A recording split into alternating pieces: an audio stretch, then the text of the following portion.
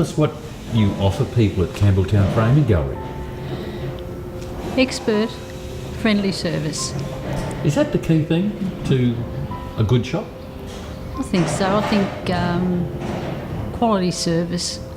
You don't always get it a lot of places anymore. Yeah, I think, a personalised service.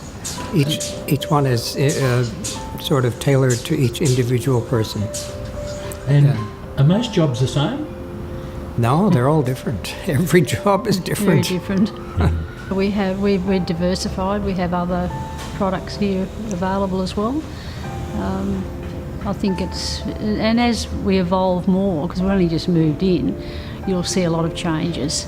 When you say moved in, before you were at Market Fair in That's Campbelltown right, yes. for what, over a decade? You were there? Yes. And now you've moved to this huge place in Hollylea Road, Leumeah. Yeah.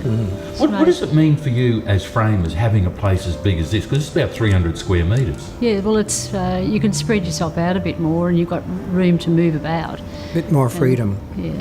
And also a good chance to display some of our artwork that we have available for sale. And tell us about the artwork. I know Cynthia's an artist. Tell us about the artwork you have for sale here. Well, the artwork that we have is generally or mostly decorative art.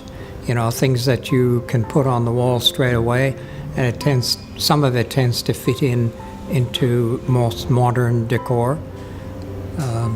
Very large works of art. Okay, well, what would be like a price range? Are we talking thousands upon thousands of dollars? No. From $350 up to $1,200. So you get a big piece of original art to hang in your home for a fairly reasonable price. Yeah. The average is probably $595, $600. Now, at the Campbelltown Framing Gallery, right, I know you have different frames, but I've heard that you're really strict about acid-free products when you're framing. What does that actually mean, acid-free? Well, acid-free means that you're not using a product that will create acid onto the people's work, which creates yellowing and spotting, and we're very particular about that. The end result is what's going to happen long term, and conservation framing, you'll always have it preserved. Okay, so I'm just going to go back to the acid-free again. Does that attract moisture? Is there some sort of board that attracts moisture? MDF is still widely used, although I don't believe it should be in our industry at all, and it attracts moisture to itself, which can put mould through to the pictures, and also it has the acid. So you've got acid attacking and mould attacking, so you don't want either of those, so we avoid it completely. We don't like it, and also it's carcinogenic. We don't want to be handling it. Yeah. If something comes in and it's got MDF on it, I wash my hands as soon as I've finished, using it.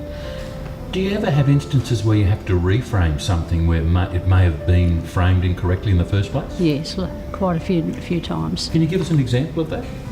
Things that, needlework and things that have been, they've got the yellowing. Prints that are glued down to MDF, but you can't do much about that. It's glued. It's stuck there forever.